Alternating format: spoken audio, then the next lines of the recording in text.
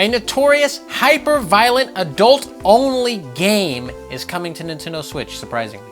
The ESRB will now note loot boxes in their ratings, so look out, parents. And RIP to Rick May, famous video game voice actor who passed away from COVID-19. If you want to win this pink core Nintendo Switch Lite, stick around at the end of the video to find out how. Maybe you could win my hat, too. A lot of people say, oh, Nintendo's for kids, it's the kiddie thing. Literally when I was talking about Castlevania Symphony of the Night coming to Nintendo Switch, some people were like, are you kidding me? There's no way they would let that on a Nintendo console. Get out of here, Joker. I'm like, what? Are you crazy? Are you out of your mind? Like Castlevania of the Night's pretty tame compared to like Doom Eternal, Doom 2016 or what, like there's all kinds of crazy stuff that's on Switch. Symphony Kagura is straight up like a really softcore hentai game, like extremely softcore. You don't get to see any nudity that I know of, at least. And there's all kinds of weird little like anime hentai girls and stuff and things and everything. Nintendo's pretty lax when it comes to censorship. I mean, even if you compare them to Sony, Sony has censored more in certain games than Nintendo has. Nintendo's been like, put it out the way you developers want to make it. We respect your artistic integrity. Go for it. But now there is a game coming to Nintendo Switch which has an adults-only rating. I believe there's only 3 games ever that got the adult-only rating. It's what I was reading, I'm not sure. It was like Manhunt 2, some other game that was canceled, and then this game. And this game is called Hatred. It is from a Polish studio called Destructive Creations. And basically they said, we were tired of all these people pretending like video games were art and blah, blah, blah, blah, and being politically correct and being so cutesy and fun and everything. They were tired of all the standard video game tropes, and they wanted to make something that was just pure hatred. Literally a quote from them is, we say yes, it is a game about killing people. The only reason is hatred. And apparently all you do is you're a cold-blooded murderer going around killing people in various different types of ways. It was originally released in 2015 on Steam, and it got a lot of uproar and backlash. I can't believe you're doing this in a time of society, and we live in a society, and white male blah blah blah, and all this other, just, you know, take it down, Steam, now, you're triggering me. That happened. Steam took it down, and there was the backlash from the other direction, like, Jesus Christ, Steam, are you serious? You're that much of a fucking cuck? You're gonna bend over like that? Get it together, Steam. We need you to stand up for, you know, artistic integrity, say blah, blah, blah, all the stuff you're talking about. And then Steam said, sorry, Gabe Newell actually issued an apology. He's like, oops, you should be able to play what you want to play because you're all fucking adults and you have your own fucking mind. Sorry that we caved to the Trigger Clan, but here it is, you get it again. But you would have never thought they would come to Nintendo Switch because, for one, it didn't get that great of ratings. Maybe people were biased because, like, we hate this freaking game because you shouldn't be playing this. This is bad for you. Or maybe it's just not that good of a game. I don't know. I've never played it. I'm not that familiar with it. I just remember hearing about that a while back, and then now we're seeing it here coming to Nintendo Switch. According to the developers, it's coming to the Nintendo Switch. But it got like 4s and 5s. Like every rating is like really low. People say it's not anything spectacular. They say it's pretty boring, pretty repetitive, nothing great about it. I feel like maybe even like Doom Eternal or something like that, maybe even more brutal. Because you can rip the flesh off of demons with guns, and it's like really outrageous. Like I said, I've never seen this gameplay. It looks like it's like an isometric view from like a far away camera angle from the screenshots I was seeing. So not like a first person, like, dude, I'm gonna strangle this chicken and blah, blah, blah, blah.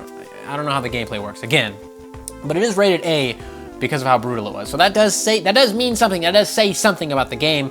But it also is weird because adult-only games rated adult-only, are not allowed on the eShop on Nintendo Switch. So either they're gonna forego publishing it on the eShop and only do physical copies, which is kind of stupid in this day and age. I think maybe almost half the people buy their games digitally, maybe, especially something that's probably gonna be cheaper and a smaller thing. More sales probably would be digital because some people just want to check it out and forget about it or whatever. Or they're gonna censor the game a little bit, tone it down a little bit, so it won't have the adult rating and it'll just be like a mature game. I don't see that happening though, because the whole appeal of it was like, we're so dark and edgy, boy, look at us. You can just kill people for no reason. Just go around killing people. So maybe Nintendo will make an exception for an adult-only game, but I doubt that as well. So maybe we'll just see the physical for Hatred, and it might be a collectible because I don't know how many people are gonna want to buy it. I certainly don't give a shit to buy it. I don't care to buy it. Maybe you do because you're edgelord.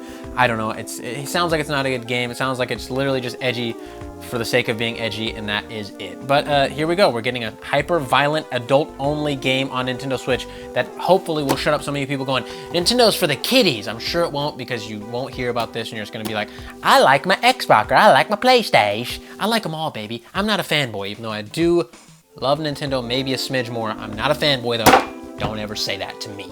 And some good news in the world of loot boxes. We all don't like, no one likes loot boxes, right? Some people tolerate them, especially when they're like Overwatch, where it's cosmetic only. A lot of games are going the cosmetic only route. If it's like pay to win, like if you get like a exclusive guns and stuff in loot boxes, you can only get in loot boxes. That sucks. It takes away content from the game that we should have had originally with the $60 price tag, like we've had forever with gaming until like the last like decade.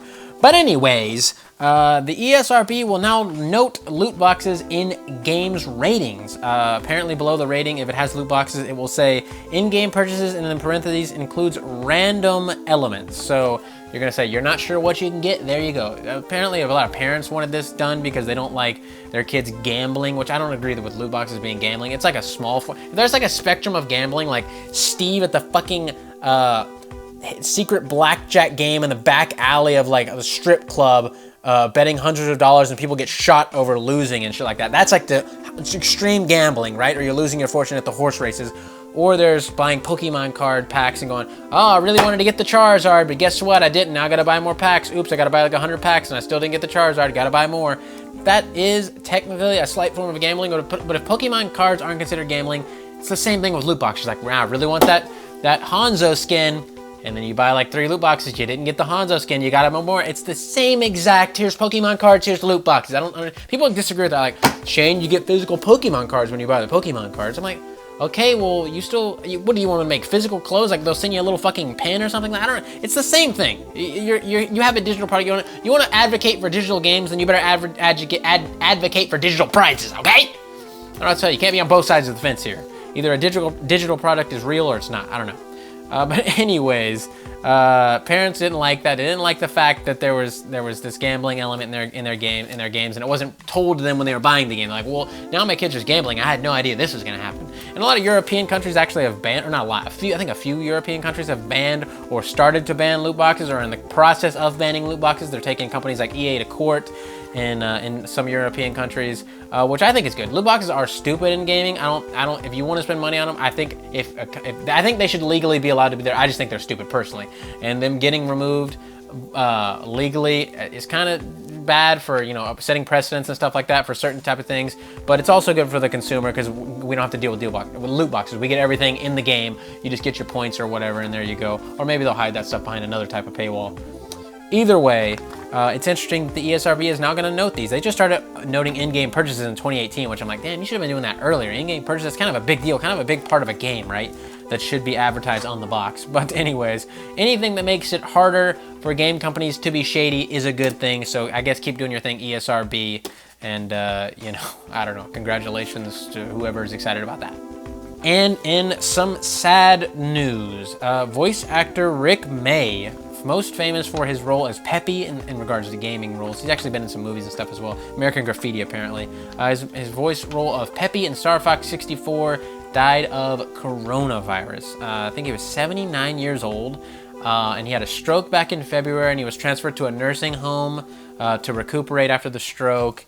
And nursing homes has kind of been like a hotbed for spreading the virus. He contracted the virus there, was sent to Switzerland, I think it was, and I guess they couldn't keep him going, and he lost it. He's out, he's gone, and that's very sad. And we all quote Peppy I quote Peppy literally almost every day. I was gonna say we all quote Peppy every month or something. I hear people quoting Peppy all the time. If you're a gamer, you gotta say, do a barrel roll. You gotta say it, right? Like you just have to. Anytime there's an opportunity to say it, like it's just there in the air, right? You hear about a barrel roll and it just clicks in your head. Whoa, what? And do a barrel roll.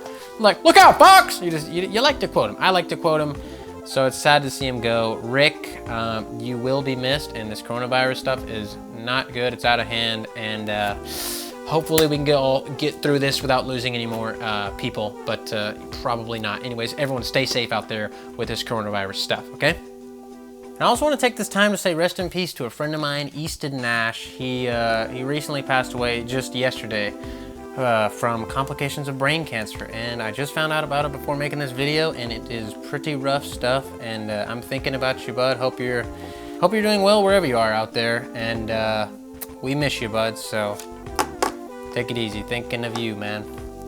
But if you want to win this Nintendo Switch Lite Coral Pink, just drop a like, a comment, and be subscribed. You gotta be subscribed to win. I will be checking. And I'll be picking a random comment from a random video uploaded in the month of April. So make sure to get those comments on all the videos uploaded in April. And like I said, I'll be picking a random one. Doesn't matter what you say. You can call me an idiot, call me whatever you want. And if your comment wins, you win. And I'll contact you, and you tell you where to get in touch with us, and so on and so forth. And we'll ship it out to you. There you go. But if you want to look like this badass on screen right here, hit up our merch store, fugamecrue.bighearts.com. We got shirts, stickers, mugs, all that fun stuff. Good quality, fast shipping, good pricing. And if you want to support the channel but you don't want to buy merch, we have a Patreon, patreon.com/fugamecrue for as low as $1 a month. You can really help out the channel a lot. All our current patrons are amazing. We love you so much. There's also a join button down below where you can support the channel monthly, and you get stickers and emotes and stuff to show off on the live streams. We live stream every Friday, so consider checking that out. Links to all that stuff in the description. My personal channel is down there as well. Cameron's personal channel is also down there. We're also on BitChute and Blair. Go check us out over on those platforms. And I live stream every single day on twitch.tv/fugamecrue. So go check that as well, and I'll see you in the next video. So I want to say thank you to your loyalty. Thank you for your support.